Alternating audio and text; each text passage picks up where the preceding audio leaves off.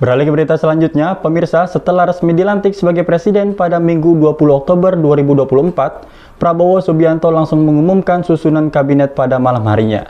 Sementara itu, pelantikan menteri dijadwalkan berlangsung pada Senin 21 Oktober 2024. Pelantikan Presiden dan Wakil Presiden terpilih Prabowo Subianto dan Gibran Rakabuming Raka telah berlangsung pada Minggu 20 Oktober 2024 di Gedung DPR MPR RI Jakarta Pusat.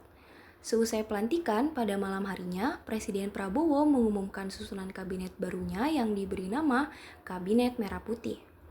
Pelantikan menteri dilaksanakan pada Senin 21 Oktober 2024 pagi, diikuti oleh pelantikan wakil menteri pada sore harinya. Setelah itu, para menteri dan wakil menteri akan mengikuti pembekalan di Akademi Militer Magelang pada tanggal 23 hingga 27 Oktober 2024. Beberapa hari sebelum pelantikan, Presiden Prabowo telah memanggil lebih dari 100 calon menteri, wakil menteri, dan kepala badan kekediamannya di Jalan Kertanegara Jakarta, serta memberikan pembekalan di Hambalang Bogor. Prabowo juga melibatkan beberapa tokoh ekonomi nasional seperti Zulkifli Hasan, Bahlil Lahadalia, serta menteri kabinet sebelumnya termasuk Agus Gumiwang, Erick Thohir, dan Sri Mulyani untuk membahas peran mereka dalam pemerintahan baru ini. Kami beri nama kabinet ini Kabinet Merah Putih. Dan saya ingin umumkan susunan Kabinet Merah Putih periode tahun 2024-2029 sebagai berikut. 1. Jenderal Polisi Purnawirawan Profesor Dr. Budi Gunawan, SH, MSI, PhD, Menteri Koordinator Bidang Politik dan Keamanan.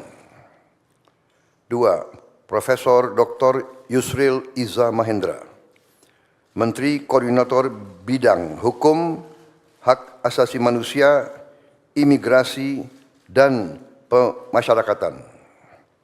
3. Dr. Insinyur Airlangga Hartarto, Menteri Koordinator Bidang Perekonomian. 4. Profesor Dr. Pratikno, Menteri Koordinator Bidang Pembangunan Manusia dan Kebudayaan. 5. Dr.